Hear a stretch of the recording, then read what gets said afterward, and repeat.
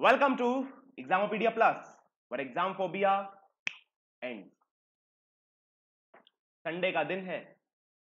कल एक बच्चे का मेरे पास मैसेज भी आया कि सर वीकेंड्स पे तो छुट्टी दे दिया करो, किसी ऐसे दिन कोई एक ऐसा दिन तो रख दो जहां पे वीडियो ना आए, हम रिवाइज कर ले। तो मैंने कहा भैया ठीक है, इस संडे तो आ रही है वीडियो, अगले संडे से थोड़ा सोचेंगे, देखेंगे कि और कुछ क्या किया जा सकता है कि आपका जो है थोड़ा सा रिलैक्स भी आप हो जाओ और थोड़ा माइंड भी फ्रेश हो जाए और रिवीजन के लिए टाइम भी मिल जाए। ठीक है, चलो। तो कल हमने क्या किया था? कल हमने किया था अपने मॉक पेपर का पहला पार्ट, और कहीं ना कहीं किसी अड़चन के कारण पहला पार्ट बीच में ही ब्रेक करना पड़ा, तो जो उसका अगला पार्ट था वो हमने पार्ट 2 में कंप्लीट कर लिया था शाम को 6 बजे। आज हम करेंगे पार्ट 3, और पार्ट 3 में क्या करेंगे ये बता दे रहे। देखो, कल तक हमने 20 क्वेश्चन कंप्लीट किए थे अपने मॉक पेपर के, और 20 क्वेश्चन की डिटेल्ड एनालिसिस करी थी, डिटेल्ड एकदम डीप में जाके हमने सारी चीजों को समझा था। और आज हम पार्ट 3 में रेस्ट अपने जो 20 क्वेश्चंस हैं उनको कंप्लीट करेंगे। जो बाकी के 20 क्वेश्चंस बचे हैं इनको कंप्लीट करेंगे, लेकिन पहले आप करोगे किसके साथ? टाइमर के साथ, और फिर मैं इन्हीं 20 क्वेश्चंस को आपको समझाऊंगा। पहली बात एक बहुत ही इंपॉर्टेंट बता दे रहा हूं कि आज की जो पजल्स हैं ये पजल्स बहुत ही ज्यादा इंपॉर्टेंट हो सकती हैं, ये पहले ही बता रहा हूं मैं। क्यों? क्योंकि पहली बात तो पजल एकदम डिफरेंट है। आप जब बनाओगे ना तो आपको समझ में आ जाएगा कि यार ये पजल में दम है। ये पजल अगर मैंने बनाना सीख लिया तो कहीं ना कहीं मेरे जो दिमाग के पुर्जे हैं वो अपने आप खुल जाएंगे। पजल में बहुत दम है, ये बात आप देख लेना खुद बना के। मैं बोल रहा हूं उस पर भी विश्वास मत करो, जब आप खुद बनाओगे ना तब आपको खुद समझ में आएगा कि हाँ, पजल में वाकई में दम था। पजल के अलावा जितने क्वेश्चंस हैं, पजल का जो वेटेज है वो सिर्फ 9 नंबर का है। 2 पजल रखी, एक 5 नंबर की, एक 4 नंबर की। बाकी के 11 क्वेश्चंस बहुत इंपॉर्टेंट हैं और उसमें गलती होने की संभावना हो सकती है, उसमें गलती होने की संभावना हो सकती है। तो बड़े ध्यान से करना, आज के क्वेश्चंस बहुत ही अच्छे लेके आया हूं। ठीक है, चलो भाई, पहला क्वेश्चन आपके सामने आएगा, टाइमर शुरू होगा और मैं खामोश हो जाऊंगा। ठीक है, ये रहा आपके सामने पहला क्वेश्चन, और ये है एक ब्लड रिलेशन का क्वेश्चन। 1 मिनट का टाइमर रखा है, फटाफट से इस पूरे फैमिली ट्री को ड्रॉ करिए और बताइए कि भैया आंसर क्या है। टाइमर स्टार्ट, मैं खामोश।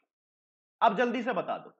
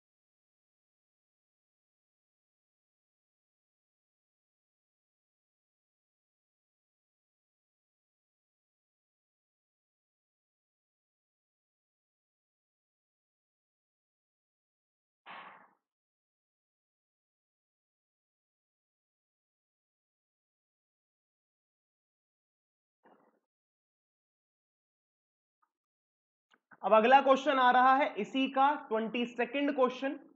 15 सेकंड का टाइमर है सर, जल्दी से बनाओ।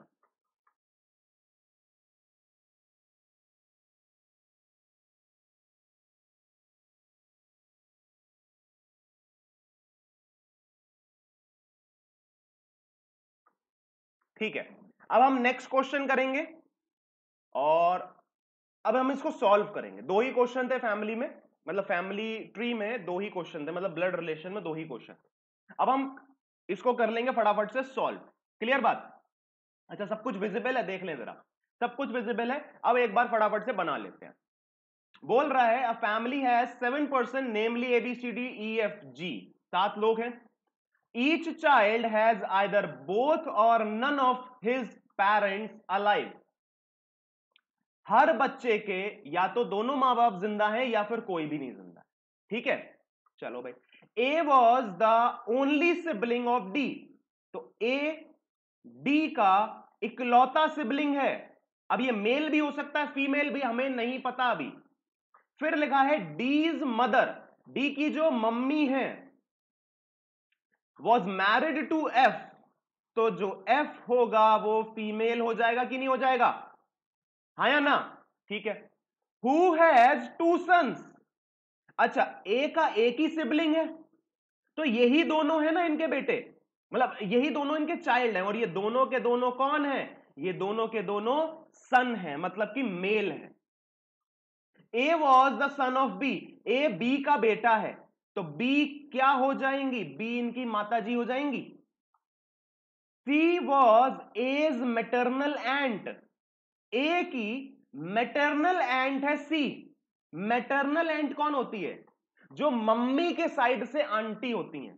मम्मी के साइड से आंटी कौन होती है, मम्मी के साइड से आंटी होती है मौसी, तो सी जो हो जाएगी वो ए की मौसी हो जाएगी और बी की बहन हो जाएगी। क्लियर बात। फिर लिखा है जी वॉज डीज नीस, नीस मतलब होती है या तो भांजी या भतीजी, तो जी जो है वो डी की नीस है। अगर डी की नीस है तो मतलब कि इसकी बेटी हुई, ए की बेटी हुई ना जी, जी ए की बेटी हुई। कितने पर्सन हो गए, अभी तक हमने 6 पर्सन को बिठा ला है, एक पर्सन बचा है, वो कहां बिठा ले, पहले तो वो एक पर्सन निकालो, तो वो एक पर्सन बचा है ई, अब वो कहां बिठा ले, तो वो बिठा लेंगे यहां पे। क्यों, क्योंकि बोला है हर चाइल्ड के या तो दोनों मां बाप जिंदा हैं या फिर एक भी नहीं, तो ये जो चाइल्ड है इसके दोनों मां बाप जिंदा होने हैं, ठीक है ना, तो हमें इसकी मम्मी ही बनानी पड़ेंगी ई को, ठीक है। ये आपने सिंपल सा इजी सा फैमिली ट्री बना लिया। अब हम इसके क्वेश्चंस कर लेते हैं। बोल रहा है G related to C's nephew, how is G related, G, ये जो जी है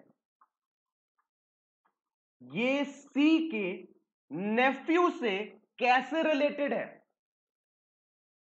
अच्छा सी का नेफ्यू क्या ये नहीं है ना, तो ए से कैसे रिलेटेड हुआ, उसकी डॉटर हो गई।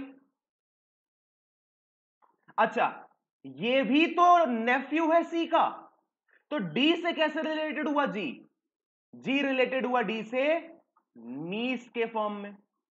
तो क्या आप बता सकते हैं कि क्या रिश्ता है जी का सी के नेफ्यू से, नहीं ना, क्योंकि यहां पे सी का नेफ्यू क्लियर नहीं है कि वो सी का नेफ्यू ए को बोल रहे हैं या डी को बोल रहे हैं। क्लियर बात, तो इसका जो आंसर हो जाएगा वो हो जाएगा सी एंड डी, हमें नहीं पता कि वो डॉटर होगी कि नीस होगी। क्लियर बात। अगला क्वेश्चन देख लेते हैं। बोल रहा है four of the following are alike, मतलब कि अलग है, नॉट इन द ग्रुप। तो भाई देख लेते हैं क्या चीज बोल रहा है। ए एक मेल है, बी फीमेल है, सी भी फीमेल है, ई भी फीमेल है, जी भी फीमेल है, मतलब बाकी के जितने लोग हैं ये सब फीमेल हैं और ए जो है वो मेल है, मतलब ए इसका सही जवाब होना चाहिए क्योंकि ये आउट ऑफ द ग्रुप है, एकदम डिफरेंट है ग्रुप में।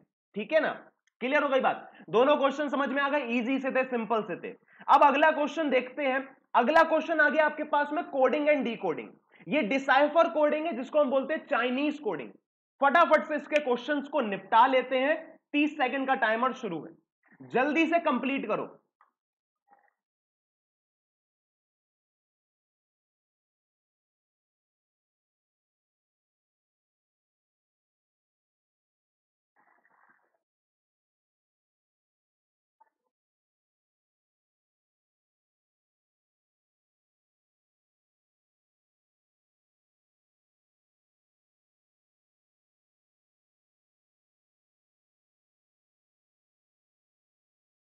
चलो भाई नेक्स्ट क्वेश्चन आ गया और 30 सेकंड का टाइमर।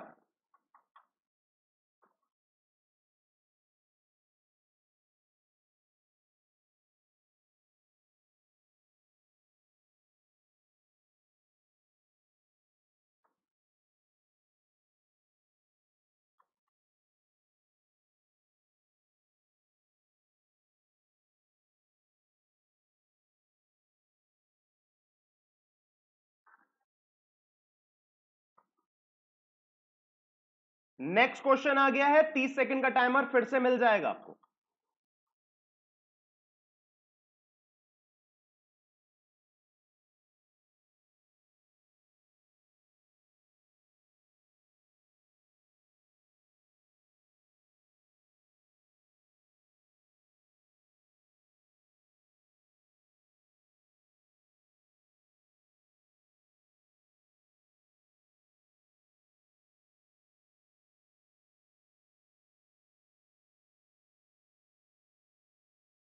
नेक्स्ट क्वेश्चन और 30 सेकंड का टाइमर फिर से है।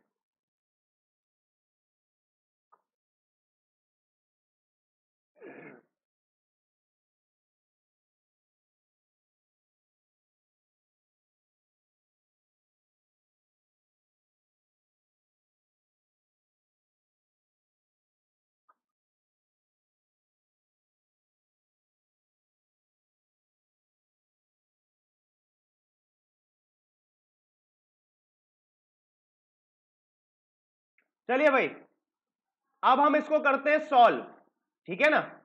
4 क्वेश्चन थे सिर्फ कोडिंग डिकोडिंग में, और इन चारों क्वेश्चन को हमें क्या कर लेना है, अब सॉल्व कर लेना है फटाफट से। क्लियर बात। हमने सारे ऑप्शंस भी लाइन से लगा लिए हैं और क्वेश्चन भी लाइन से लगा लिए हैं। अब हमें फटाफट से क्या करना है, इनका कोड पता कर लेना है। पहला क्वेश्चन बोल रहा है रिमेंबर का कोड बताइए। तो रिमेंबर कहां है, पहले तो ये देखो, रिमेंबर है यहां पे। क्या कहीं और में किसी भी लाइन में रिमेंबर मिलेगा? नहीं मिल रहा है। तो सबसे पहला स्टेप जो होना चाहिए वो ये होना चाहिए कि इस लाइन में जो बाकी के वर्ड्स दे रखे हैं इनको फटाफट से देख लो कि ये क्या सारी लाइंस में अवेलेबल हैं। अगर हैं तो रिमेंबर का कोड इकलौता होगा इस लाइन में, और अगर ये नहीं है तो रिमेंबर के कोड के साथ किसी और वर्ड का कोड भी मुझे यहां पे मिलेगा। ठीक है, तो सबसे पहले मैंने देखा वाइज, वाइज यहां पे है, ड्रॉप, ड्रॉप यहां पे है, स्माइल, स्माइल यहां पे है। मतलब ये फाइनल हो गया कि इन 3 वर्ड्स का जो यहां कोड है वो किसी और लाइन में कॉमन मिलेगा, लेकिन जो रिमेंबर का कोड होगा इस लाइन में वो कहीं पे भी कॉमन नहीं होगा। क्लियर बात। चलो फटाफट से देख लेते हैं। जीओटी, जीओटी यहां कॉमन है तो ये रिमेंबर का कोड तो नहीं हो सकता। HUT, हट, यहां पे कॉमन है, ये रिमेंबर का कोड हो नहीं सकता। RUM, ये भी रिमेंबर का कोड हो नहीं सकता। तो रिमेंबर का कोड क्या बचा, रिमेंबर का कोड बचा BIN, बिन। ठीक, तो आपने लगा दिया रिमेंबर का कोड, ऑप्शन नंबर 2 आपका सही जवाब हो जाएगा। था ना आसान, कोई दिक्कत, कोई समस्या, कोई परेशानी है ही नहीं। बस यहां पे आपको ना क्या करना है, अपनी आंखों को डांस कराना है। क्या कराना है, अपनी आंखों को नचाना है, जल्दी जल्दी से देख लेना है कि भैया रिमेंबर का कोड क्या होगा। जितना तेज आंखों को घुमाओगे उतना ही तेज आपका आंसर आएगा। अब अगला क्वेश्चन करके देखते हैं, थोड़ा सा उसमें भी कुछ सीखने को मिल सकता है। कीप हर वाइज, ये कोड का, इस वर्ड का कोड मुझे पता करना है। तो देखो फटाफट से भैया, कीप कहां कहां है, कीप यहां पे है, और पेन चेंज कर ले, कीप यहां पे है, और वाइज कहां है, तो वाइज यहां पे है। हर कहां है, हर कहीं पे भी नहीं है। चलो भाई, तो कीप का कोड पहले पता करते हैं। कीप क्या कहीं और कॉमन है, कहीं और कॉमन नहीं है। वाइज कहीं और कॉमन है, वाइज यहां कॉमन है। अगर वाइज यहां कॉमन है तो फटाफट से सबसे पहले वाइज का कोड पता करिए। RUM दोनों जगह कॉमन आ रहा है और बाकी कोई भी कोड कहीं कॉमन नहीं आ रहा है। तो फटाफट से मैंने पता किया कि भैया RUM क्या है, किसका कोड है, वो है वाइज का कोड। तो वाइज का कोड हो गया RUM। अब मुझे कीप का कोड पता कर लेना है। कीप के साथ स्माइल और साइड है, स्माइल और साइड मेरे और भी जगह कॉमन है, लेकिन कीप कहीं कॉमन नहीं है, तो मतलब कीप का कोड इकलौता मिल जाएगा मुझे। तो मैंने देखा HUT तो कहीं कॉमन मिल रहा है, SIT भी कहीं कॉमन मिल रहा है, लेकिन FE कहीं कॉमन नहीं है। तो कीप का कोड क्या हो जाएगा? FE हो जाएगा। अब मुझे हर का कोड चाहिए जो कि यहां कहीं पे भी नहीं मिलेगा। तो ये हमें क्वेश्चंस के अकॉर्डिंग सॉल्व करना है। क्वेश्चन के अकॉर्डिंग अगर ऐसा कोई कोड मुझे मिल जाए जो यहां पे कहीं पे भी अवेलेबल ना हो, तो वो मेरा हर का कोड हो जाएगा। देख लेते हैं। रम और फी, RUM और FE ये एक जगह मिल रहा है। यहां पे तो RUM और FE नहीं है ना, तो ये ऑप्शन तो हो नहीं सकता। RUM और FE यहां मिल रहा है, RUM FE यहां नहीं मिल रहा है, तो ये भी कोड नहीं होगा और ये भी कोड नहीं होगा। अब पहले और तीसरे में जो एक्स्ट्रा कोड है वो है RE और RO, RE और RO, ठीक है ना। अब मुझे इनमें से दोनों कोड में से ये देख लेना है कि गिवन कोड्स में कौन सा कोड इनमें से नहीं है, क्योंकि हर वर्ड ही नहीं है जब, तो उसका कोड भी यहां नहीं होगा, ठीक है। तो देखो RE यहां पे गिवन है, लेकिन RO कहीं पे भी गिवन नहीं है, इसीलिए जो इसका आंसर सही वाला हो जाएगा वो हो जाएगा थर्ड ऑप्शन, FERORUM। बात क्लियर हो गई, समझ में आ गया? कोई दिक्कत, समस्या, परेशानी हो तो अभी बोल दो, कोई दिक्कत तो नहीं है। चलो भाई, अब अगला देखते हैं, दैट शू, इसका कोड पता कर लेना है। तो देखो भैया, दैट यहां पे है और शू यहां पे दोनों जगह पर कॉमन है। तो सबसे पहले शू का कोड पता करो। शू कहां पे आएगा, मतलब कैसे पता चलेगा? तो वाइज, साइड और ट्रिप, क्या कहीं और कॉमन है? ट्रिप यहां कॉमन, ट्रिप कहीं कॉमन है क्या? नहीं है ना। अच्छा, शू का दोनों जगह कोड कॉमन होगा, तो देख लो RE दोनों जगह कॉमन है, तो शू का जो कोड पता चल गया वो मुझे पता चल गया RE। अब पता करना है दैट का कोड। तो सबसे पहले ऑप्शन में जाओ, दैट का कोड कहां से हो सकता है? या तो YE होगा या फिर GOT होगा, होगा कि नहीं होगा? अच्छा, GOT दोनों जगह कॉमन आ रहा है, यहां पे भी और यहां पे भी आ रहा है। क्या इन दोनों लाइन में दैट कॉमन है? तो यहां तो कहीं दैट दिखाई नहीं दे रहा है, तो मतलब क्या हुआ कि दैट का कोड GOT नहीं होगा। क्या होगा? YE होगा, तो YE इसका कोड हो जाएगा। REY नन ऑफ दीज इसका आंसर हो जाएगा। ऑप्शन नंबर 5 इसका सही जवाब था। क्लियर हुई बात? चलो भैया, अब अगला क्वेश्चन देखते हैं। LOREYE ये किसके कोड होंगे? तो अभी देखो मैंने पता लगाया था कि YE किसका कोड है? दैट का कोड है, पता लगाया था। अच्छा, RE भी पता लगाया था, किसका कोड था? शू का कोड था। अभी पता लगाया था, यहां पे दैट और शू में RE और YE तो आए थे, अभी पता लगाया था। अब सीधा सीधा क्या पता लगाना? सीधे मुझे पता लगा देना LO किसका कोड है? तो LO यहां पे है और कहीं कॉमन नहीं है LO, तो यहां पे ट्रिप एक ऐसा वर्ड है जो कहीं कॉमन नहीं है, तो इसका जो कोड हो जाए, इसका जो वर्ड हो जाएगा इस कोड का, वो हो जाएगा ट्रिप दैट शू। तो ट्रिप दैट शू यहां पे मुझे मिल रहा है, ट्रिप दैट शू, मतलब कि थर्ड ऑप्शन इसका सही जवाब हो जाएगा। क्लियर हुई बात? देखो बहुत ही इजी सा था कोडिंग डिकोडिंग, कुछ ज्यादा हार्ड नहीं था, लेकिन अब जो पजल आएगी वो आपको हो सकता है मुसीबत में डाले। तो एक बार ट्राई जरूर करना, चैलेंज लेना तो सीखो। अगर आप ट्राई नहीं करोगे तो क्या वो आपको कभी मिल पाएगी? कभी नहीं। पजल की एक खासियत है, वो कहती है कि मुझे ट्राई करो तभी मैं आपके पास आऊंगी। अगर आप उसको ट्राई नहीं करोगे तो वो आपसे कभी सॉल्व नहीं होने वाली जिंदगी में भी। तो खतरनाक से खतरनाक पजल को एक बार इतना भी खतरनाक नहीं है जितना हाइप बना रहा हूं, लेकिन हां एक ऐसी पजल है जो कहीं ना कहीं आपको मुसीबत में डाल सकती है, ठीक। लेकिन अगर आप स्मार्ट हैं तो आप उससे बच के निकल जाएंगे और आप अपना आंसर निकाल लेंगे, ठीक है। चलो भाई, अगला क्वेश्चन आपके सामने आ गया। एक छोटी सी पजल है, ज्यादा बड़ी नहीं है, बस इतनी सी है, ठीक है ना। लेकिन कुछ चीजें हैं जो पहली बार देखोगे, वो इंस्ट्रक्शन बहुत ध्यान से पढ़ना, क्योंकि इंस्ट्रक्शन में कुछ ऐसी चीज है जो पहली बार देखोगे आप, पहली बार। आज तक कभी ऐसे इंस्ट्रक्शन शायद ही देखे होंगे। तो फटाफट से एक बार क्वेश्चन को पढ़ो, समझो, पहचानो, जानो और सॉल्व करने की कोशिश करो।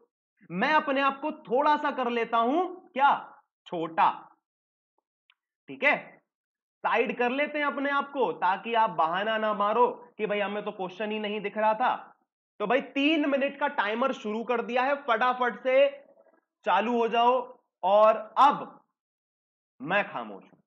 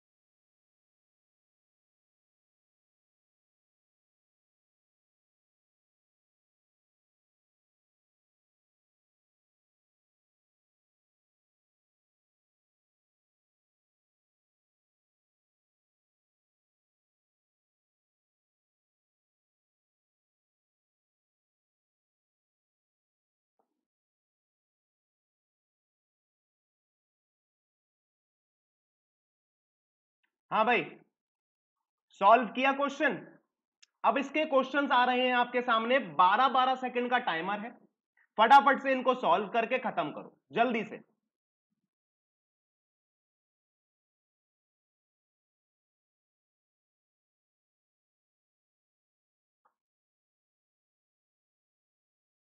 Next question, 12 second.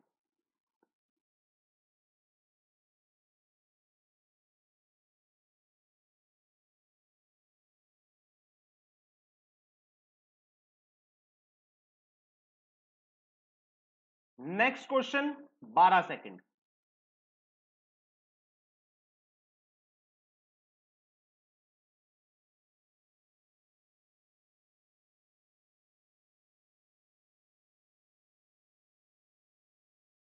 और ये आ गया इसका सेकंड लास्ट क्वेश्चन, 12 सेकंड।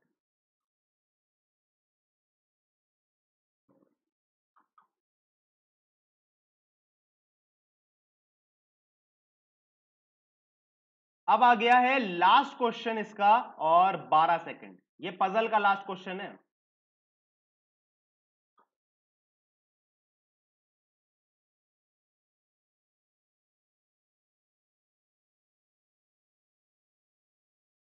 चलिए भाई, अब हम करते हैं इसको सॉल्व। बहुत लोगों से समझ, मतलब बहुत लोगों को समझ ही नहीं आई होगी पजल में करना क्या है, कैसे करना है, कुछ समझ नहीं आ रहा है, गलती हो जाएगी। उम्मीद करता हूं गलत बनाई होगी, ठीक है ना। अब एक बार इसको बड़े ध्यान से समझना, क्योंकि पजल बड़े ही खतरनाक लेवल की है। ठीक है, हमने सबसे पहले ले लिए 2 गोले, क्योंकि ये सर्कुलर बेस्ड पजल है और 2 पॉसिबिलिटी लेके चलेंगे। बड़े ही ध्यान से समझना, अपने आप को थोड़ा सा कर लेते हैं बड़ा।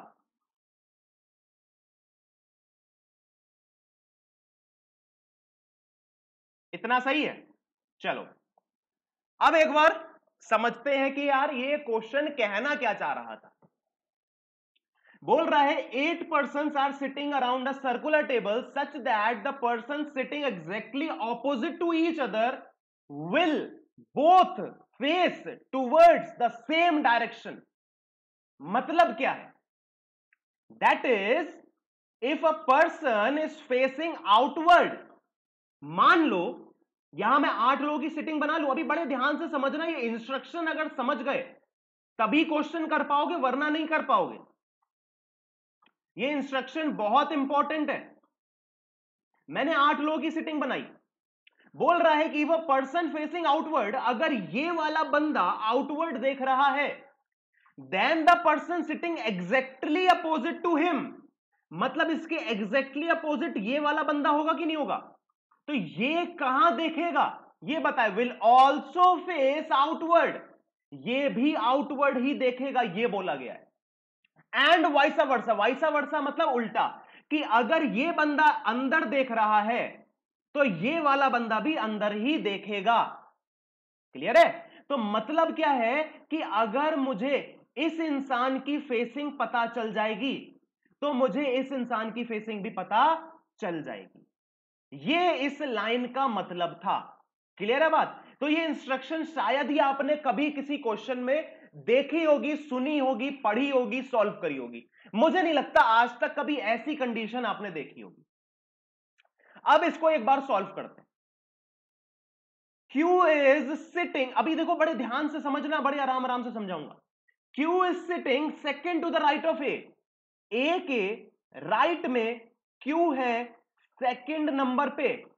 ठीक है, and they are facing toward same direction, मतलब Q और A कहां देख रहे हैं? सेम देख रहे हैं। अगर बाहर देख रहे होंगे तो दोनों बाहर, अगर अंदर देख रहे होंगे तो दोनों अंदर। ठीक है, आगे लिखा है C sitting to the immediate right of V, V के इमीडिएट राइट में है C, and they are facing opposite directions, मतलब कि दोनों के दोनों ऑपोजिट देख रहे हैं। क्लियर हुई है बात या नहीं? चलो भाई, आगे लिखा है T is sitting third to the left of D, तो D के लेफ्ट में T है थर्ड नंबर पे। दिख रहा है ना? दिख रहा है। D is not the neighbour of Q and A, तो यहां बना लो कि D जो है वो किसका नेबर नहीं है? Q का नेबर नहीं है, और D किसका नेबर नहीं है? A का नेबर नहीं है। क्लियर है? एंड इज फेसिंग इनवर्ड, मतलब कि D इज फेसिंग इनवर्ड। मैंने स्टार्टिंग में पजल की सीरीज में बताया था कि एंड अगर लगा हो तो वो पहले वाले के लिए बात हो रही होती है, तो मतलब D इज फेसिंग इनवर्ड। तो यहां मैंने लिख लिया D कहां देख रहा है? इनसाइड देख रहा है। ठीक है, आगे लिखी है line L is sitting second to the left of F, F के लेफ्ट में L है सेकेंड नंबर पे, और लिखा है they are facing opposite directions, मतलब कि L और F कहां देख रहे हैं? ऑपोजिट देख रहे हैं। V is not a neighbour of L and A, तो V किसका नेबर नहीं है? V L का नेबर नहीं है, और V A का भी नेबर नहीं है। क्लियर हो गई बात? ठीक, सब कुछ दिख रहा है, सब कुछ विजिबल है या नहीं है? क्लियरली विजिबल हो रहा है सब कुछ, कोई दिक्कत समस्या परेशानी मेरे हिसाब से अभी तक नहीं है। हमने सिर्फ हिंट बनाए हैं और कुछ नहीं किया है। अब बड़े ध्यान से समझना, देखो भाई, A और Q से रिलेटेड एक इंफॉर्मेशन है, और उसके बाद ए और क्यू से रिलेटेड यहां इंफॉर्मेशन है, जहां पे मुझे टी का कुछ रिलेशन मिल रहा है, ए और क्यू से मिल रहा है, और फिर डी से रिलेशन मिल रहा है टी का। तो कहीं ना कहीं ये इंटरलिंक्ड इंफॉर्मेशन है ना, तो सबसे पहले इन्हीं से शुरू करते हैं। ठीक है, ए और क्यू से सबसे पहले शुरू करते हैं। एक बार ए को इनसाइड फेसिंग करा लो, एक बार आउटसाइड, एक बार इनसाइड एक बार आउटसाइड, एक बार इनसाइड एक बार आउटसाइड। अगर ए अंदर देख रहा है और यहां पे ए है, तो इसके राइट साइड में क्यू आएगा, तो क्यू कहां आ जाएगा? इस लाइन को थोड़ा छोटा कर लें, क्यू भी अंदर देखेगा, ऐसे हो जाएगा। अच्छा, ये दोनों अगर अंदर देख रहे हैं तो इनके सामने वाले व्यक्ति भी अंदर देखेंगे कि नहीं देखेंगे? ये हमें लोकेशन वो सॉरी फेसिंग पता चल गई। अगर ए बाहर देख रहा है तो इसका राइट इधर हो जाएगा, और ये भी इंसान बाहर देखेगा, यहां क्यू आ जाएगा। ठीक, अगर ये बाहर देख रहा है तो ये भी बाहर देखेगा, और ये भी बाहर देखेगा। क्लियर है बात? इतनी बात में तो कोई समस्या है नहीं। अब बोला गया है कि डी जो है वो किसका नेबर नहीं है, वो ए और क्यू का नेबर नहीं है। तो सबसे पहले इस वाले केस में देखते हैं, डी यहां नहीं आएगा, डी यहां भी नहीं आएगा, डी यहां भी नहीं आएगा। अच्छा, डी कहां देख रहा है? इनसाइड ना, तो डी यहां आएगा क्या? नहीं आएगा। डी यहां पे आएगा क्या? नहीं आएगा। मतलब डी की सिर्फ यही जगह बच रही है, हाँ या नहीं? हाँ या ना? डी सिर्फ यहीं देख रहा है, यहीं पे बैठ सकता है। अब बोला है डी के लेफ्ट साइड में टी है तीसरे नंबर पे, और डी इनसाइड है, तो लेफ्ट किधर होगा? इधर होगा। एक, दो और तीन। क्या यहां पे टी आ पाएगा? नहीं आ पाएगा। मतलब पता क्या चला कि डी यहां नहीं आएगा, और यह भी पता चला साथ ही साथ कि ए की जो फेसिंग है वो आउटसाइड नहीं होगी, क्योंकि अगर आउटसाइड होती तो डी का मुझे कहीं ना कहीं तो बिठालने का मौका मिलता। मैं डी को बिठाल ही नहीं पा रहा हूं जब मैंने ए को बाहर दिखाया। तो ए कहां देखेगा? फाइनली ए देखेगा इनसाइड, और क्यू भी देखेगा इनसाइड, और ये दोनों भी इनसाइड। क्लियर बात? चलो, अब फिर से उठाते हैं इस वाली कंडीशन को कि भैया डी कहां देख रहा है? इनसाइड, और ए और क्यू का नेबर नहीं है। बड़े ध्यान से समझना, अगर स्टेप बाय स्टेप नहीं समझा तो ये क्वेश्चन समझ नहीं आएगा। अभी बहुत सारे कॉम्प्लिकेशंस आने हैं, लेकिन मैं बड़े ही आराम से समझा रहा हूं। ए का नेबर और क्यू का नेबर डी नहीं है, तो डी यहां नहीं आएंगे। ए का नेबर और क्यू का नेबर डी नहीं है, तो डी यहां नहीं आएंगे। तो डी या तो इन जगहों पे या इन जगहों पे में से कहीं आएंगे, आएंगे। ठीक है, अगर डी को यहां रखते हैं, अभी देखो ये दोनों फेसिंग तो पता है, इन दोनों की फेसिंग तो पता है। पहले डी को यहां रख के देखो, डी अगर यहां रखते हैं और इनसाइड फेस कराते हैं, तो क्या तीन दो छोड़ के टी आएगा? नहीं आएगा। मतलब फाइनल क्या हुआ?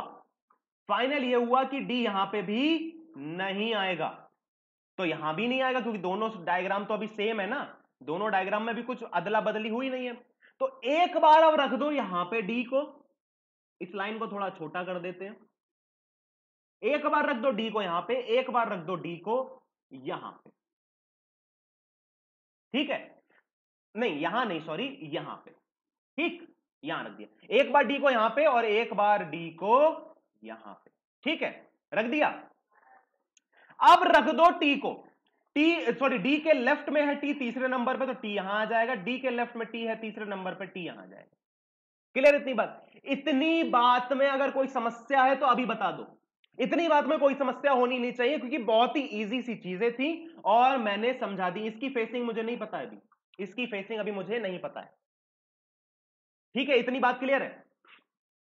चलो भाई, अब उठाते हैं इन कंडीशंस को और इस वाली कंडीशन को। अभी तक हमने कौन कौन सी कंडीशन कर ली हैं, जरा उन पे गौर फरमा लिया जाए।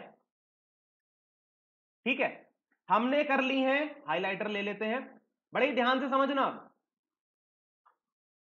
हमने ये वाली कंडीशन देख ली, ये कंडीशन देख ली, ये कंडीशन देख ली, ये कंडीशन देख ली, और बाकी की जो कंडीशंस हैं अभी बची हैं जो मैंने हाईलाइट नहीं करी हैं। अब बड़े ध्यान से समझना, अब आई असली मुद्दे की बात। V और C एक साथ होने चाहिए, और V जो है वो A का नेबर नहीं है, तो V A का नेबर नहीं है, V यहां नहीं आएगा और यहां नहीं आएगा। V A का नेबर नहीं है तो V यहां नहीं आएगा। क्लियर? ठीक। इस वाले केस में देखो, पहले V यहीं पे आ सकता है, और V मतलब V और C दोनों यहीं पे आ सकते हैं, दोनों यहीं पे आ सकते हैं ना। अच्छा, V और C अगर दोनों यहीं पे आएंगे, बोल रहा है दोनों ऑपोजिट देख रहे हैं, तो अगर एक इनसाइड है तो दूसरा बाय डिफॉल्ट आउटसाइड ही होगा ना। अभी सिर्फ फेसिंग पता कर रहा हूं, अभी मैंने बिठाला नहीं है और ना बिठा लूंगा, सिर्फ फेसिंग पता करूंगा।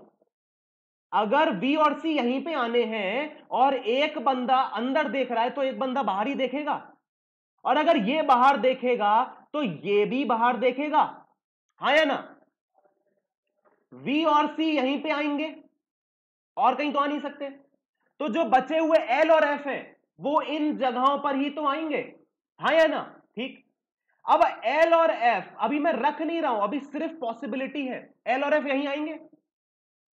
बोल रहा है L और F दोनों ऑपोजिट देख रहे हैं, अगर ये बाहर देख रहा है तो ये अंदर देखेगा, हाँ या ना, हाँ या ना। ठीक। अब बात समझना, अब आई मुद्दे की बात। यहां पे L और F आएंगे, ठीक। अब देखो, मैं L और F को रख ही नहीं पाऊंगा, यहां पे रख ही नहीं पाऊंगा। क्यों? F के लेफ्ट में है L, अगर F को यहां रखा तो लेफ्ट होगा इधर, और अगर F को यहां रखा तो लेफ्ट होगा इधर। तो क्या F और L को यहां रख पाऊंगा? कभी नहीं रख पाऊंगा, रख ही नहीं पाऊंगा, ठीक है ना। तो ये केस कैंसिल हो जा रहा है, ये केस कैंसिल हो जा रहा है। क्यों? क्योंकि मैं रख ही नहीं पाऊंगा F और L को, ठीक है। अब इस वाले केस में देखते हैं, V और C या तो यहां आ पाएंगे या फिर यहां आ पाएंगे, या तो यहां या फिर यहां, यही तो हो सकता है। अगर V और C को यहां रख दिया, V और C, V और C, तो L और F के लिए ये दोनों जगह बचेंगी, जो कि पॉसिबल नहीं है क्योंकि एक ही का गैप है। तो फाइनल क्या हुआ कि V और C यहां नहीं आएंगे, इन जगहों में से आएंगे, और जिसमें से V यहां पे आएगा नहीं, तो यहां क्या आएगा? C आएगा, आएगा, और V आ जाएगा यहां पे, और ये देखेगा बाहर और ये भी देखेगा बाहर। क्यों? क्योंकि V और C ऑपोजिट देख रहे हैं। V अगर यहां आया वो इनसाइड फेसिंग है, तो C आउटसाइड फेसिंग होगा, और इसके सामने वाला बंदा भी आउटसाइड फेसिंग हो जाएगा। और यहां पे आएंगे L और F, तो L और F में कोई भी बंदा यहां पे आएगा तो उसका दूसरा जो बंदा है, अगर L यहां आया तो F यहां आएगा, F यहां, L यहां आया तो F यहां आएगा। तो जो भी बंदा आएगा वो दोनों ऑपोजिट देखेंगे, तो ये बाहर देख रहा है तो ये भी, ये अंदर देखेगा और ये भी अंदर देखेगा। बोला है V और L पड़ोसी नहीं है, तो V के पड़ोस में L नहीं आएगा, F यहां आ जाएगा और L यहां आ जाएगा। ये आपकी एक कंप्लीट सिटिंग अरेंजमेंट बन गई। था एक बढ़िया क्वेश्चन, इंटरेस्टिंग क्वेश्चन, मजेदार क्वेश्चन, समझ में आया? आया समझ में? देखो, बहुत ही आराम आराम से समझाने की कोशिश करी। अब मैंने पूरा समय लिया, मैंने पूरा समय लिया आपको समझाने के लिए, मैंने जल्दबाजी नहीं करी। अगर अभी भी समझ नहीं आया तो थोड़ा सा बैक जाके समझ जरूर लेना, लेकिन समझ लेना, ठीक है। मुझे नहीं लगता कि मेरे समझाने में अभी कोई गलती हुई है या फिर आपको समझ ना आया हो। पूरी की पूरी कोशिश करिए आपको समझाने की, अगर फिर भी समझ नहीं आया तो एक बार बैक जाओ, समझ में आ जाएगा, ठीक है। चलो भाई, अब इसके कर लेते हैं क्वेश्चन। हमारे सामने क्वेश्चन आ गए हैं, और हम इन सब कंडीशंस को थोड़ा हटा लेते हैं ताकि हम क्वेश्चंस को देख पाएं, और अपने आप को हम कर देंगे थोड़ा सा क्या, छोटा, ठीक है। चलो भाई, थोड़ा सा छोटा कर लेते हैं छोटा थोड़ा सा।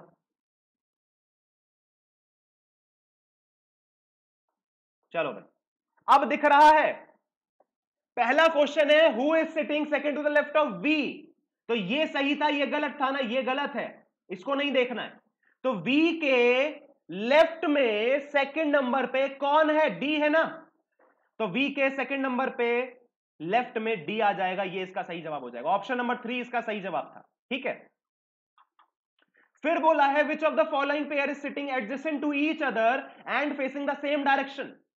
एडजेसेंट टू ईच अदर बताना है, पड़ोस में। तो क्या सी ए है?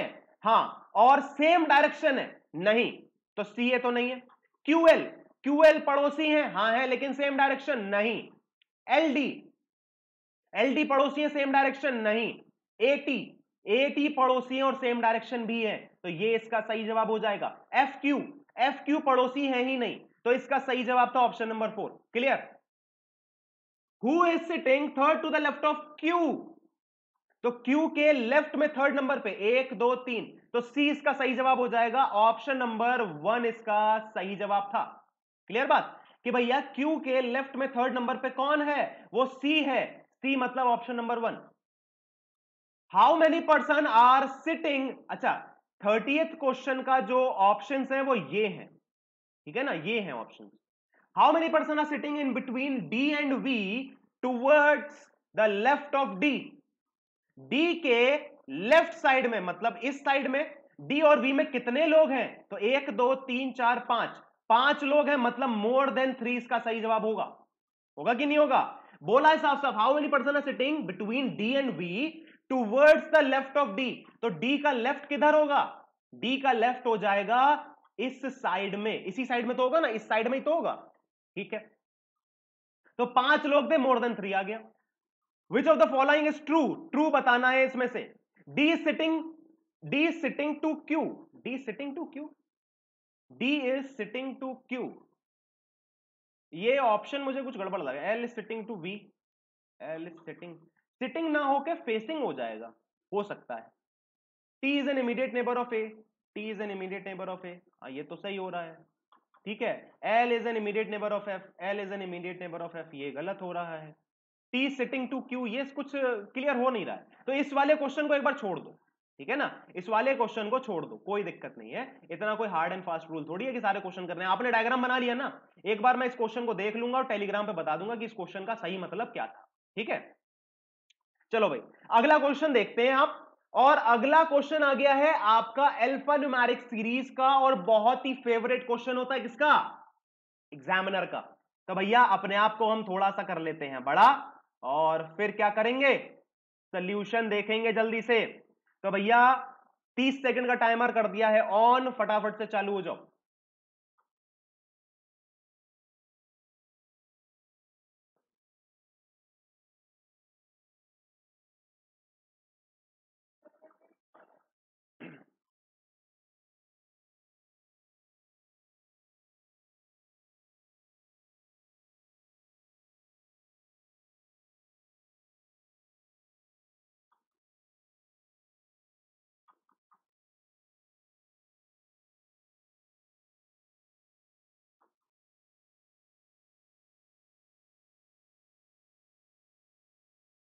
ठीक है,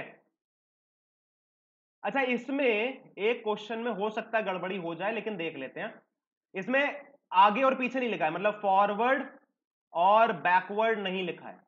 ठीक है ना, तो जब भी ना लिखा हो तो दोनों साइड से चेक करना, एक साइड से चेक करके आगे मत बढ़ जाना, दोनों साइड से चेक करना। देखो भाई 13 के बाद 14 15, 13 के बाद 14 15 16 17 18 19, ये एक मिला। फिर 13 के बाद 14 15 16 17 18 19 20, ये भी मिला। यहां ऐसे बना लो। ठीक, चलो 15 के बाद 16 17 18 19 20 21 22 नहीं है। 3 के बाद 4 5 6 नहीं है। 11 के बाद 12 13 14 15 नहीं है। 20 के बाद नहीं, 5 के बाद नहीं, 90 के बाद ठीक।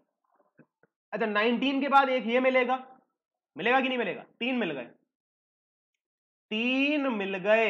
ठीक है, अब बैकवर्ड देख लो, बैकवर्ड 19 के बाद 20, एक ये मिला। 20 के बाद कोई बड़ा लेटर है नहीं, ठीक है। 19 के बाद 20 मिलेगा नहीं, ठीक है। 5 के बाद 6 7 8 9 10 नहीं मिलेगा। 20 के बाद नहीं मिलेगा। 11 के बाद 12 13 नहीं मिलेगा, और कोई नहीं मिलेगा। मतलब कि इसका आंसर हो जाएगा ऑप्शन नंबर 4, सही जवाब, सॉरी ऑप्शन नंबर 3, 4 पेयर मिलेंगे। ऑप्शन नंबर 3 इसका सही जवाब था कि 4 पेयर मुझे मिल रहे हैं। क्लियर बात? चलो अब एक बात समझ लो भैया, ये है टेलीग्राम की क्विज का, अभी और क्वेश्चंस हैं, जाना मत। ये है टेलीग्राम की क्विज का हिस्ट्री का स्कोर कार्ड। ठीक है, ये है हिस्ट्री नहीं, सॉरी, ये है जीए एंड जीएस का स्कोर कार्ड। ठीक है, और ये है आपका रीजनिंग का स्कोर कार्ड, रीजनिंग का। ठीक, बात समझना। पहली बात तो, अच्छा ये इंजीनियर शुभम हम है, ठीक है, तो ये हटा दो क्योंकि मैंने अटेम्प्ट थोड़ी करी थी, मैं तो करा रहा था कोई। ठीक, तो ये मेरा नाम है, मैंने अटेम्प्ट नहीं करी थी। ठीक है, तो ये हमारा नाम है। इसमें आए 26 बच्चे, ये पूरा एक है, ये पूरा एक है, कनेक्टेड है। 20 के बाद यहां पे आ गया 21। ठीक है, अब आप खुद देखो कि जो नाम यहां पे है वो नाम शायद यहां पे नहीं है। देख लो भैया, शिवी सिंह यहां पे अच्छा है, डिवाइन है क्या? डिवाइन है, डिवाइन, डिवाइन जल्दी से देखो जरा, डिवाइन है क्या? डिवाइन भी है। ठीक है, श्रुति चौधरी, श्रुति चौधरी नहीं है, श्रुति चौधरी नहीं है। ठीक है, प्रवीण, प्रवीण भी नहीं है। ठीक, प्रागो है, खुशबू है, राशिका, राशिका भी नहीं है। ठीक है ना, देखो कुछ बच्चे मुझे पता है जो नहीं है, प्रियंका भी नहीं होगी, दिनेश भी नहीं होगा, राहुल हो सकता है, हाँ है, गिराज भी नहीं होगा, गिरिराज भी नहीं है भाई साहब। ठीक है, और शिल्पी यदुवंशी ये भी नहीं है। ठीक है, प्राची है, प्राची भी नहीं है। ठीक है, आकांक्षा भी नहीं है, समीर भी नहीं है, चैटू, ये क्या नाम है? ठीक है, तो ये भी भाई साहब नहीं है। ठीक है, ये भी नहीं है, रेनू, रेन नहीं, ये वाला तो है, ये नाम तो है, ये नाम है। ठीक है ना, ये नहीं, रेनू भी है, शोभन, शोभन भी नहीं है। अब सोचो, आप 20 में से 1 2 3 4 5 6 7 8 9 10 11 12, 12 बच्चे तो रीजनिंग में आए नहीं। ये 12 बच्चे रीजनिंग में नहीं आए हैं। अभी रीजनिंग में मैं नाम ढूंढूंगा ना, तो वो बच्चे जीएस में नहीं गए होंगे। अब मुझे समझ नहीं आता भैया कि क्या आपके एग्जाम में सिर्फ रीजनिंग आएगी, जीए नहीं आएगी, या फिर क्या सिर्फ जीए ही आएगी, रीजनिंग नहीं आएगी?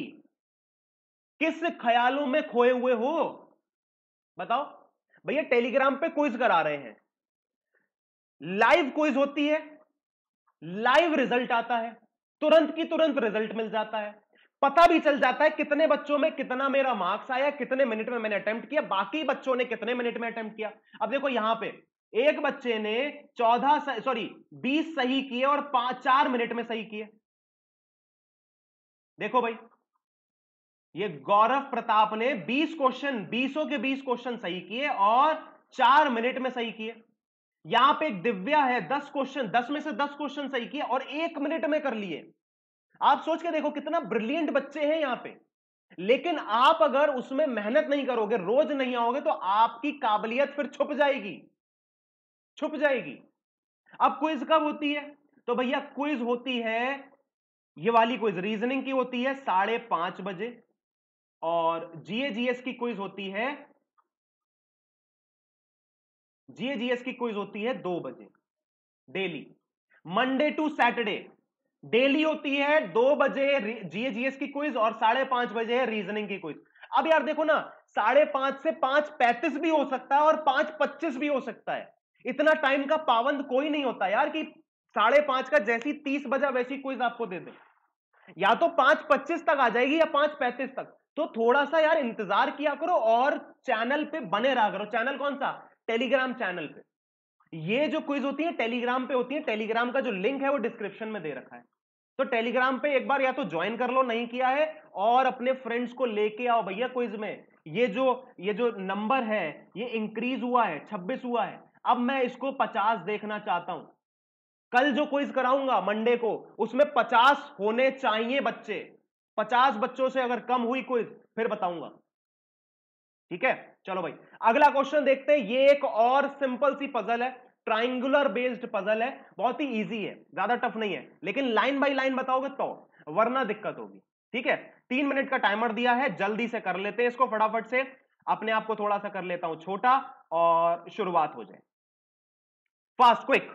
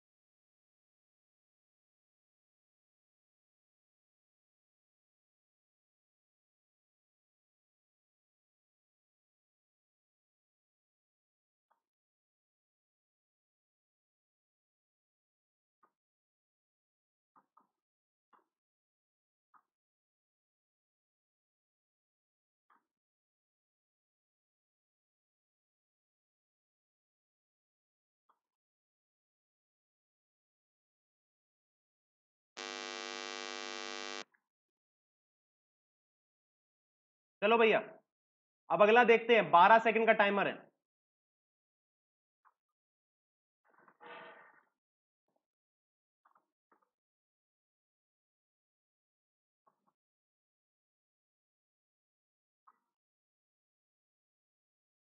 Again 12 second.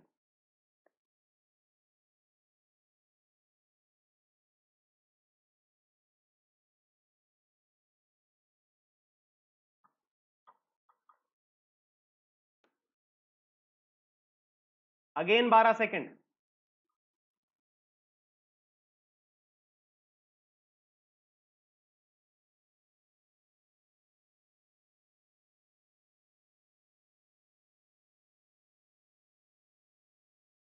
लास्ट 12 सेकंड है आपके पास, जल्दी से करिए।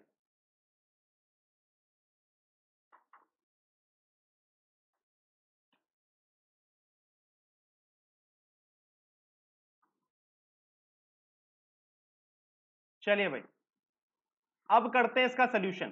ठीक है, थोड़ा सा बड़ा कर लें। ठीक। अच्छा, हमने इसमें ट्राइंगल नहीं लिए हैं, ट्राइंगल ले लेते हैं।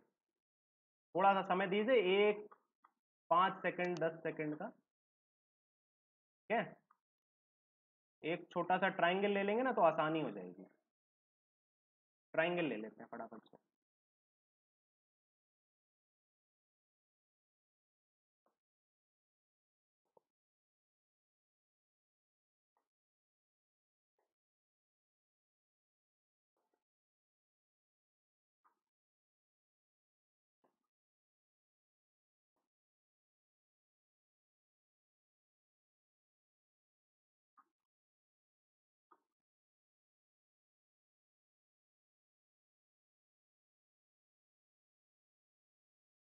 चलो भाई, हमारे सामने ट्राइंगल आ गए, ठीक है ना।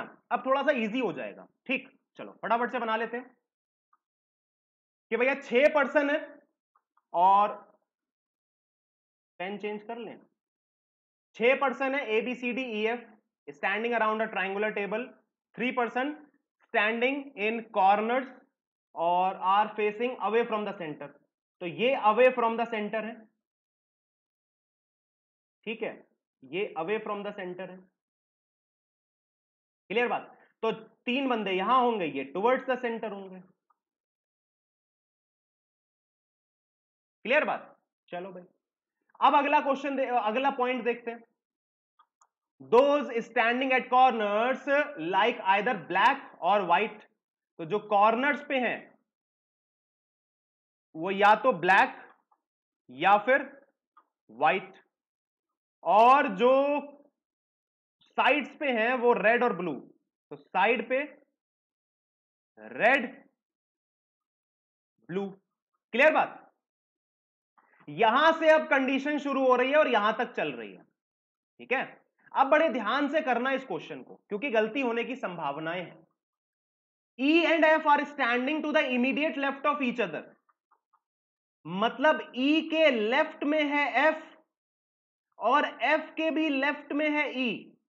मतलब क्या है कि दोनों लोग, एक बाहर देख रहा होगा एक अंदर देख रहा होगा, कुछ ऐसा होगा, कुछ ऐसा होगा कि एक बाहर और एक अंदर, तभी तो इसका लेफ्ट ये हो जाएगा, इसका लेफ्ट ये हो जाएगा, ठीक है ना। तो आपने क्या लिख लेना है कि E एंड F दोनों के दोनों इमीडिएट लेफ्ट में है, ठीक है ना। अपने दिमाग में इसका हिंट बना के रख लीजिए, बाकी का दिक्कत जो है वो आगे हम सॉल्व कर लेंगे। Neither E nor the person adjacent to E। मतलब ना तो E और ना ही E के पड़ोसी लाइक्स ब्लैक। तो ब्लैक पसंद नहीं करते हैं E और E के दोनों पड़ोसी। Neither F nor person standing adjacent to F likes blue. तो F और F के पड़ोसी तीनों लोग ब्लू पसंद नहीं करते हैं, ठीक है। दिखाई दे रहा है ना, अभी थोड़ा सा छोटा कर दे रहे हैं। चलो भैया अब सही है। अब आगे देखते हैं। 2 person are sitting between B and E। तो B और E में 2 पर्सन है। 2 person between F and A। तो F और A में 2 पर्सन है, ठीक। C is standing to the immediate left of the one who likes blue. तो ब्लू के इमीडिएट लेफ्ट में C है। Same number of person likes black and red. तो मतलब क्या हो गया इसका कि ब्लैक एंड रेड बराबर हैं। मतलब जितने रेड में होंगे उतने ही ब्लैक में। अगर रेड 2 बंदे हैं तो ब्लैक भी 2 ही बंदे देखेंगे, मतलब सॉरी पसंद करेंगे, ठीक है। अब हम बना लेते हैं फटाफट से इसका आंसर, ठीक है। सब कुछ विजिबल है, कुछ भी दिक्कत नहीं है, सब कुछ क्लियरली विजिबल है। अब देखो, E और F से कहीं ना कहीं कई सारी कंडीशंस मिलती जुलती है। E और F से ये तीनों कंडीशन मिल रही है ना। तो E और F को बिठा लो, किसी एक को पहले इनसाइड फेस करा दो, बाद में आउटसाइड। तो मैंने क्या कहा, मैं पहले कराऊंगा E को आउटसाइड, तो E के लेफ्ट में F हो जाएगा, और F को करा दिया इनसाइड, तो F के लेफ्ट, सॉरी इधर आएगा ना, तो थोड़ा सा इधर लिख देते हैं, E को इधर कर देते हैं, E के लेफ्ट में F आ जाएगा और F के लेफ्ट में E आ जाएगा। हमने ऐसे बना दिया, कोई दिक्कत समस्या परेशानी? चलो ऐसे ही यहां बना देते हैं, E को कर लेते हैं इनसाइड, तो E का लेफ्ट कहां हो जाएगा, इधर, और F का लेफ्ट इधर, तो F आ जाएगा इधर, ठीक। सही चल रहा है, ठीक है। E और F में कंफ्यूज मत होना। अब ये वाली कंडीशन उठाओ, ये दोनों पहले उठा लेते हैं। E वाली, E के पड़ोसी और E ब्लैक नहीं देखेंगे, मतलब पसंद नहीं करेंगे, तो E और ये दोनों ब्लैक पसंद नहीं करेंगे। अच्छा, ब्लैक पसंद कौन कर रहा है, कॉर्नर। तो अगर ये इंसान E जो है ये ब्लैक पसंद नहीं करेगा तो क्या पसंद करेगा, व्हाइट ही तो पसंद करेगा, क्योंकि कॉर्नर पे तो ब्लैक या व्हाइट में से कुछ आएगा, और E ब्लैक पसंद कर नहीं रहा है तो व्हाइट ही तो पसंद करेगा, ठीक है। यहां पे ब्लैक आएगा नहीं तो हमें उससे कोई मतलब नहीं, क्योंकि एजेस पे या फिर साइड्स पे ब्लैक तो आना ही नहीं था पहले ही।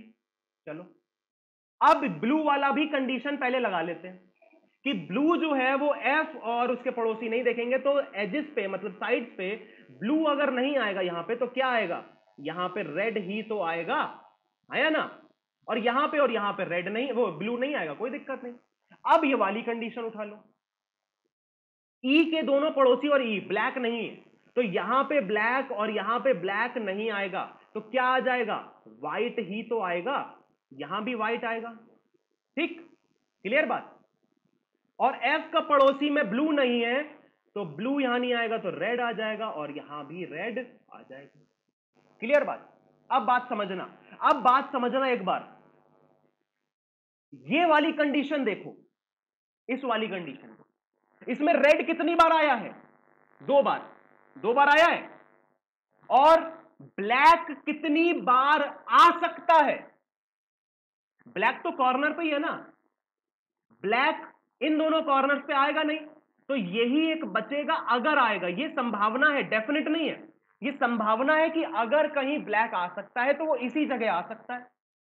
ठीक, अगर आ सकता है तो ब्लैक कितनी बार आया, 1 बार, और रेड कितनी बार आया, 2 बार।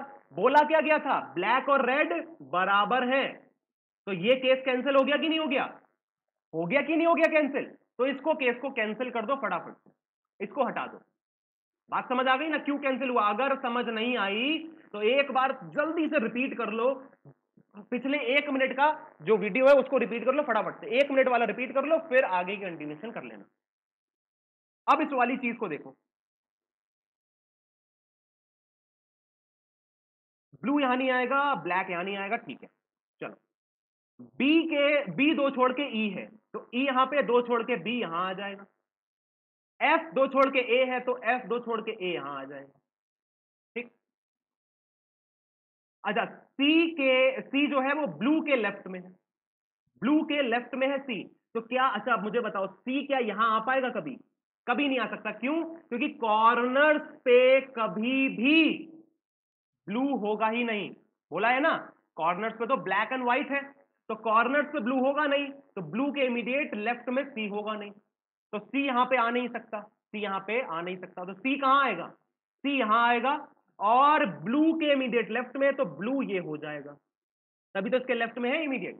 ठीक, अच्छा जी, अब बात समझो, क्या समझना है। ठीक है, ओके। अच्छा, यहां पे ब्लू नहीं है, blue blue blue blue blue, ठीक। एक लाइन यहां पे समझो, कहां गई, ये है line, C is standing to the immediate left of the only person who like blue। Only लगाए ना, केवल एकमात्र ऐसा इंसान है जो ब्लू पसंद करता है। C is standing to the immediate left of the only one who likes blue, मतलब ब्लू को पसंद करने वाले कितने व्यक्ति हैं, सिर्फ एक, जो कि ये हो गया। तो बाकी के दोनों व्यक्ति कौन हो जाएंगे, वो रेड ही तो पसंद करेंगे, और यहां पे डी आना ही है, क्योंकि बाकी कहीं जगह पे तो रेड मतलब डी आ नहीं सकता। तो मैं कलर्स को कर देता हूं सर्कल। यहां पे रेड क्यों आया ये पता चल गया, क्योंकि ब्लू का सिर्फ एक व्यक्ति, ठीक है। चलो भाई, अब मुझे 2 जगह बची हैं, बोला गया है ब्लैक एंड रेड दोनों बराबर है, 2 रेड हैं तो 2 ब्लैक होंगे कि नहीं होंगे, तो यहां पे ब्लैक को रखेंगे और यहां भी ब्लैक को रख देंगे। ये आपका एक फाइनल आंसर इसका तैयार हो गया है, जो कि सही है एकदम। क्लियर हो गई बात। ये अगर लाइन भूल गए या देखी नहीं, ध्यान नहीं दिया, left of the only person who likes blue, मतलब एकमात्र पर्सन है जो सिर्फ ब्लू लाइक करता है, ठीक है ना। तो ब्लू देखने पसंद करने वाला सिर्फ एक ही व्यक्ति है, और एजेस पे ब्लू और रेड दोनों बैठेंगे, मतलब दोनों में से कोई बैठ सकता है। तो जब ब्लू एक ही है तो बाकी के दोनों एजेस पे कौन होगा, रेड ही तो होगा, ठीक है। चलो भाई, अब आ जाते हैं हमारे सामने क्वेश्चंस, और इन क्वेश्चंस का हम क्या कर लेंगे, आंसर। हु लाइक्स रेड, तो रेड कौन पसंद कर रहा है, डीएनएफ, तो डी और एफ, मतलब option number 3। Who is standing second to the left of C? तो सी के लेफ्ट में सेकंड नंबर पे कौन है? ए ब्लैक। ए ब्लैक मतलब कि ए ब्लैक मतलब कि ए, ऑप्शन नंबर 1। चलो भाई, who is standing second to the right of D? D के राइट में सेकंड नंबर पे कौन है? वो है ब्लू, और बी, बी है जो ब्लू पसंद करता है, ठीक है, बी है जो ब्लू पसंद कर, राइट में ना, सॉरी, ये तो लेफ्ट हो जाएगा, ये लेफ्ट हो जाएगा, ये है एफ जो रेड पसंद करता है। डी के राइट साइड में एफ है जो रेड पसंद करता है, तो the one who likes red, ये भी सही हो जाएगा, and the one who likes, sorry, and F, ये भी सही हो जाएगा, तो हो जाएगा more than one of the above, ये इसका सही जवाब होगा, option number 4। What is the color liked by D, A and C respectively? Respectively का मतलब होता है क्रमानुसार, क्रम से बताना है, D का पहले, फिर A का, फिर C का। तो D का क्या है कलर? ये F नहीं है, ये E है, ठीक है।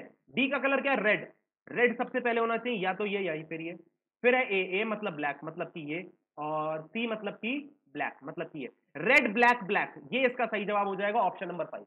ये आपने कर लिया पूरा का पूरा सिटिंग अरेंजमेंट कंप्लीट। अब बचे हैं सिर्फ 4 क्वेश्चन, और ये 4 क्वेश्चन बहुत ही इजी हैं, क्यों? क्योंकि ये है इनइक्वालिटी के। तो फटाफट से भैया 20-20 सेकंड के कंप्लीट करके खत्म करते हैं, जल्दी करो, fast, quick quick quick quick.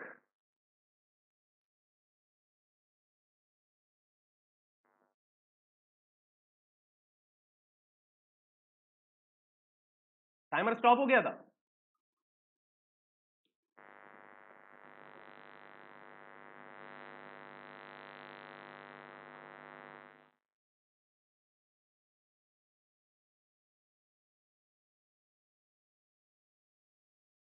हाँ भैया, बोला है कि इस वर्ड में, सॉरी, इस एक्सप्रेशन में डी स्मॉलर एम डेफिनेटली क्या करना है? ट्रू, और एन ग्रेटर पी डेफिनेटली करना है फॉल्स, ये प्रूफ करना है। तो डी और एम कहां है? यहां पे लिख लो एक बार, D smaller equal O smaller P equal A and M, यहां पे क्या आएगा? यही तो चाहिए मुझे, क्या प्रूफ करना है? D smaller M. तो डी स्मॉलर एम के लिए एक स्मॉलर चाहिए होता है, जो कि मुझे यहां मिल गया है। तो इस जगह पर कोई भी साइन आए चल जाएगा। कौन से साइन? या तो स्मॉलर, या स्मॉलर इक्वल, या फिर इक्वल, तीनों साइन में से कोई भी साइन आए चल जाएगा काम, आया ना, बस दूसरी फैमिली के ना हो। चलो भाई, तो यहां तो स्मॉलर, स्मॉलर इक्वल और इक्वल तीनों साइन आ सकते हैं। अब देख लेते हैं इस चीज को, n ग्रेटर p, तो n कहां है? यहां, और p कहां है? यहां, उल्टा चलेंगे ना, तो n ग्रेटर इक्वल,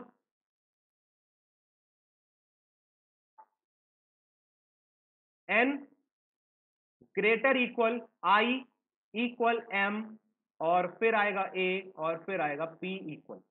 यहां पे क्या साइन चाहिए मुझे? n greater p definitely false करना है, मतलब कि यहां पे ग्रेटर का साइन ना आए।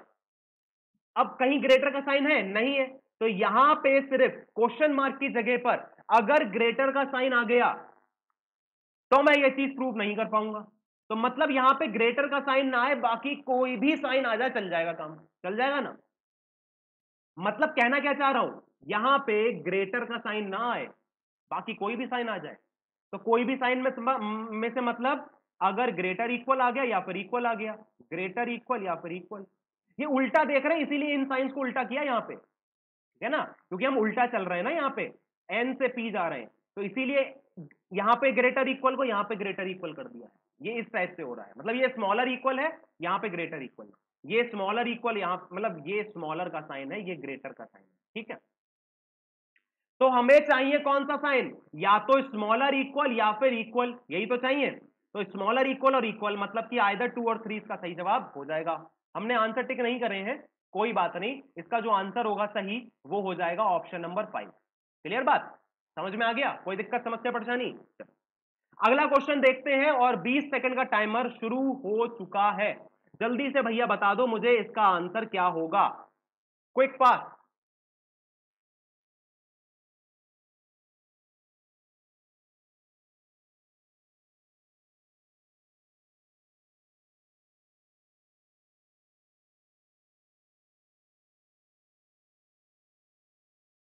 देखो भाई, ए से जाना है एफ, तो ए से एफ गए, क्या मिले? दोनों फैमिली, मतलब कि कोई रिलेशन नहीं।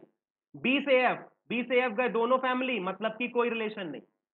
अब ए और बी तो बराबर है ना, तो ए से एफ जाओ या फिर बी से एफ जाओ, बराबर है, क्योंकि ए से एफ ही हो जाएगा। ये है तीनों साइन, दोनों फैमिली के साइन आए तो तीनों साइन मुझे मिल गए, मतलब कि आइदर और लगेगा। ऑप्शन नंबर 3 इसका सही जवाब हो जाएगा। क्लियर हो गई बात? ऑप्शन नंबर 3 इसका सही आंसर है, था और रहेगा हमेशा के लिए।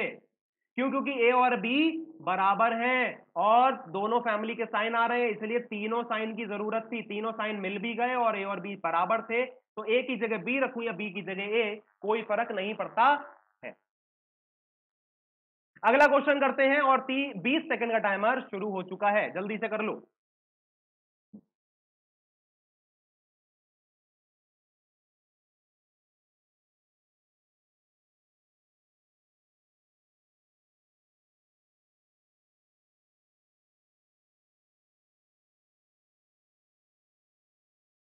यू से जाना है ई, यू है और ई है, दोनों फैमिली के साइन, खेल खत्म।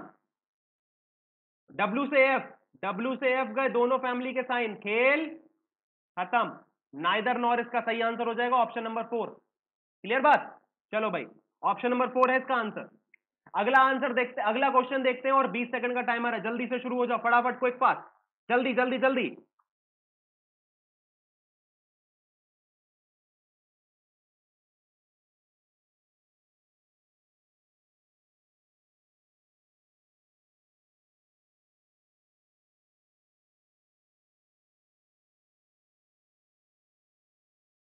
भैया हो गया टाइम खत्म, अब देख लेते हैं इसका आंसर।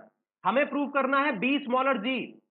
यहां देखो क्या कहीं पे स्मॉलर का साइन है? हाँ यहां पे है, तो मुझे बी को डेफिनेटली यहीं पे चाहिए होगा या नहीं?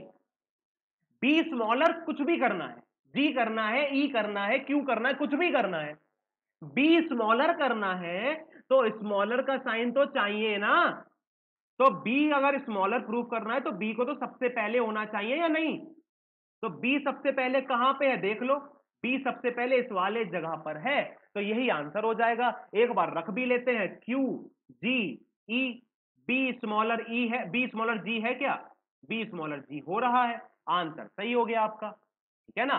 बाकी सबको रख के देख लेना, आंसर नहीं मिलेगा, ठीक है। यही आंसर इसका सही था, ऑप्शन नंबर डी, मतलब कि चौथा ऑप्शन इसका सही जवाब था, ठीक है।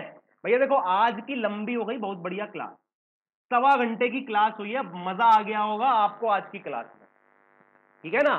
तो भाई आज के लिए रखते हैं इतना ही, और मिलेंगे कल अपनी कोडिंग डिकोडिंग की एक धांसू क्लास के साथ। तब तक के लिए शुक्रिया, और वीडियो को भैया लाइक शेयर कर दो, शेयरिंग करो, थोड़ा सा लोगों से बोलो कि हाँ भैया वो देख लें, और क्विज में आना ना भूलें, ठीक है। तो टेलीग्राम ग्रुप भी ज्वाइन करा लो उन्हें, ठीक। चलो भाई आज के लिए इतना ही रखते हैं, स्टे हेल्दी, स्टे सेफ।